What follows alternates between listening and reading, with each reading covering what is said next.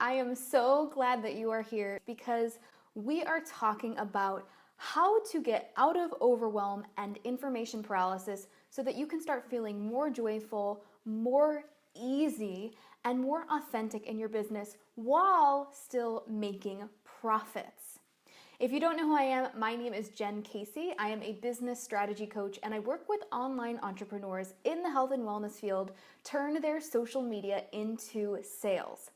I'm really excited about this episode because overwhelm is probably the number one thing that I hear from my clients and from people that I interact with about why they are struggling to build their business.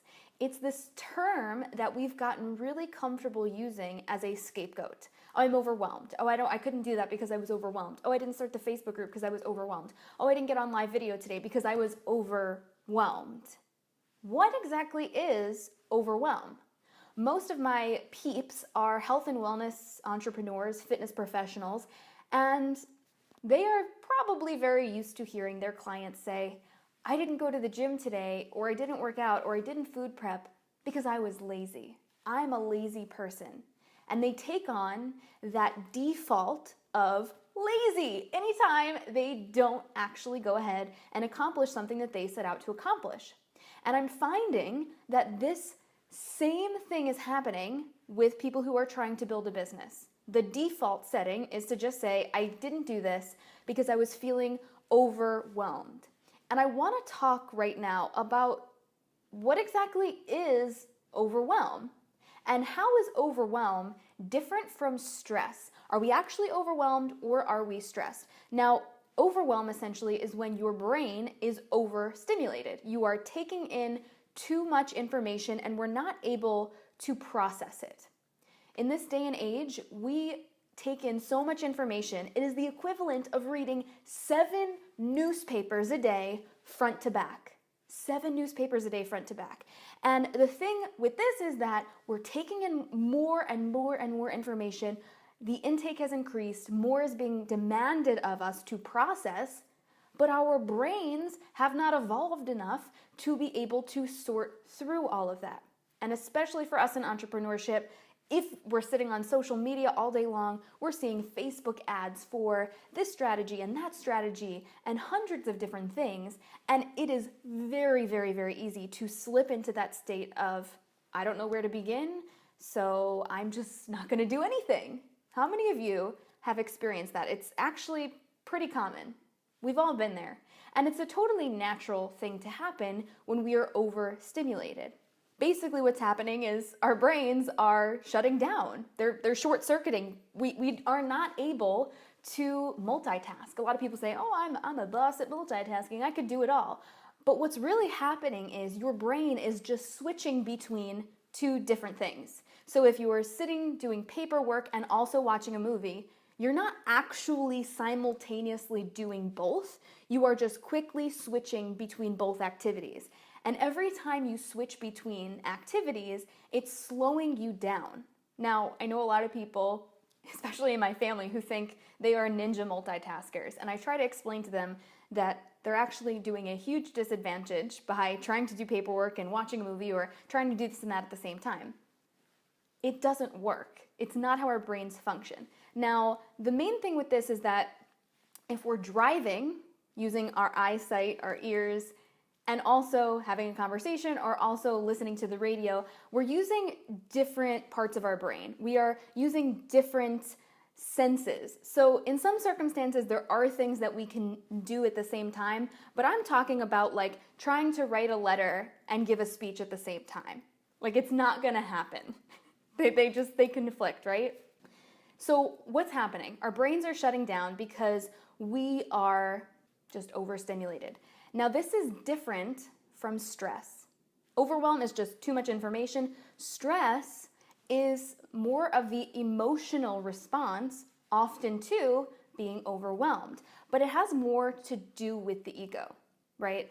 It's that idea of, oh my God, I have so much happening in my brain hurts, and then we take that overwhelm and we apply meaning to it. Negative meaning. We say, if I don't figure this out, I'm not successful. If I don't complete this by the date that I wrote down on my goal sheet, I'm a failure. And all of a sudden, we've taken this natural state where our brain can't process stuff and we're applying all of this external meaning to it. I remember being a kid in like elementary school in math class trying to figure out how the frig to do long division. And I swear to God, it felt like my brain was on fire. I could not, for the life of me, figure out how to do math. That was one of my big struggles. You know what that feeling is, where you are so frustrated, you have a lump in your throat, you feel the tears starting to come. And as an entrepreneur, I've been in that place many times where I wanted to take my computer and throw it out the window and just be done for good. We've all been there. We've all been there. But when we are in that place, we have a choice to make, because we're overstimulated, to either say, am I going to apply the stress meaning of I'm not good enough, I'm not going to be able to do this, I'm a huge failure, or can we take that when we feel that in our bodies, really, really tap in and reframe it? Can we reframe this to say, when I feel overstimulated or when I am pushed up against something that is new, instead of defaulting to the old habit of applying meaning that's not even real meaning and letting my ego get in the way and saying I'm not good enough, can we take that and say, I'm experiencing growth right now. I am learning something new. So my brain feels like it's on fire, but maybe this is a good thing. Now, this is something that took me a very long time to figure out and learn to embrace. I was hardwired to basically run away from anything that caused any stress. And my lovely mother, bless her heart, she wanted to take care of my brother and I to no end. She wanted to do it all for us. But here's the thing that often happens. If you have someone in your life, possibly a parent, who from a young age doesn't want you to experience stress, they are actually taking away the opportunity from you to experience growth. Oftentimes growth and confidence to be able to say, I could figure this out myself. I can do this. And what used to happen anytime I would have a test coming up, memorization was not something that was one of my strengths. And that became one of my hardcore beliefs. I suck at testing. I'm not a good student. And so my mom, wanting to fix everything, sometimes she would help me write my papers last minute. She would stay up with me till the late hours of the night when I was in elementary school, middle school, high school, and, ask questions and go over this stuff and help me study and test me. But she would always bail me out. She would always bail me out. So you're not surprised that when I got to college and had to take tests, and had meltdowns on the daily, it was cute when I was a kid for her to be able to save me, but when I didn't have them, my parents, when I got older, it was like, well, now what the heck do I do? I've been hardwired with these beliefs and this messaging from childhood that I personally cannot handle stressful situations. And then you don't know what to do. Then you don't feel like an adult and you're like, I'm not capable of handling this. Well, you can imagine how kind of hilariously ridiculous that is for somebody who wanted to be an actor and performer and pursued that and then went into entrepreneurship. Those are two careers, ironically enough, where there is literally no net, where there is no one who is going to bail you out. And maybe that was even me subconsciously chasing a challenge to be in a position where no one could bail me out so that I could experience that growth. Because as human beings, that's what we really want. We want to experience that personal growth. And that was not something that not that I wasn't allowed to do it, but I wasn't given those opportunities and encouragement. It was just always done for me. So I want you to really ask yourself, what are your default settings to stress? What are your default settings to stress? How do your parents handle stress? When your parents get stressed or upset or have emotions that they don't want to deal with, where do they carry it physically? Does it end up in their throat? Does it end up in their stomach? Do they retract and pull back? Do they get angry and lash out? What are their habits and behaviors? Because as children, we watch this and we study it and we start to pick things like that up for ourselves. We start to mimic and model what we are seeing. How do your family members react to stress? Now I want to take a minute and see what you guys are writing because there are some awesome comments coming in. Allison says, currently experiencing this. I sat down an hour and a half ago to write a blog post and have so many things I could write about, but my brain is overwhelmed. Allison, this is such a normal thing to experience, and I would actually really say, is it overwhelm that you have all of these ideas, or is it stress and fear coming in that what you write isn't going to be good enough, or that everyone else has already taken all the good ideas and nothing that you say is going to be original? Now, it could just be that you have too many ideas, so I would write out a list of all of the ideas that you have and pick one. You can always write the other ones later this week or later this month, but just start with one. And a great way to kind of narrow this down is, what is happening for you in your life right now? If there's a specific story that you can pull from, something that's really relevant on the tip of your tongue that's happened today, that's a great place to start. Jamie says, we're not completely internalizing the moment. Absolutely. Really being able to step back when you're feeling overwhelmed or stressed and say, what am I feeling right now? Why am I feeling this? Because if we can identify what's really happening for us inside, if we can really step back and say, am I being fearful? Am I allowing self-talk, those little negative gremlins to creep in? What is actually happening? Yes, Jody says, whoa, major point and taken well. Great to hear from the child's perspective. Yeah, guys, it's so interesting. You know, I'm not a parent yet, but as a parent, you want to do everything for your kids. And as a coach and mentor, you want to do everything for your clients.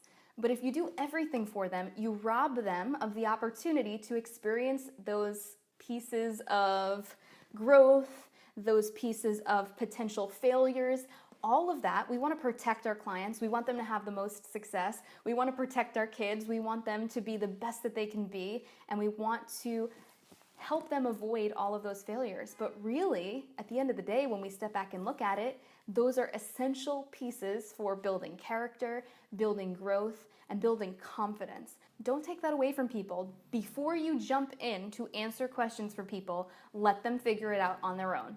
You will not be a bad parent. You will not be a bad coach. You will not be a bad mentor. Don't take that away from them. Okay, so reframing stress, overwhelm, and fear. One really important piece to be able to do this is getting present in the moment. Getting present in the moment, really internalizing how we are feeling, asking ourselves, what do I feel right now? How do I feel right now? There was one summer where I got hired as an actor and I was flippin' terrified. I was, in my mind, completely unqualified to be doing this particular show with this particular group of actors. And that stress kicked in. I had a total meltdown. I was like, oh my God, what did I just do? Why did I just sign up for this? I'm gonna be the worst. Everyone's gonna think I suck. I'm gonna pull down the whole performance. And I was off and running down the spiral. But I went anyway. And I experienced such incredible levels of growth. Unbelievable. More than I've ever had in a 3-month period. Because I was thrown into what I would not have pushed myself that hard. But I grew because I had to up-level faster to keep up with everyone. And I developed and grew this amazing stamina and endurance. All of a sudden, everything else compared to that looked really easy.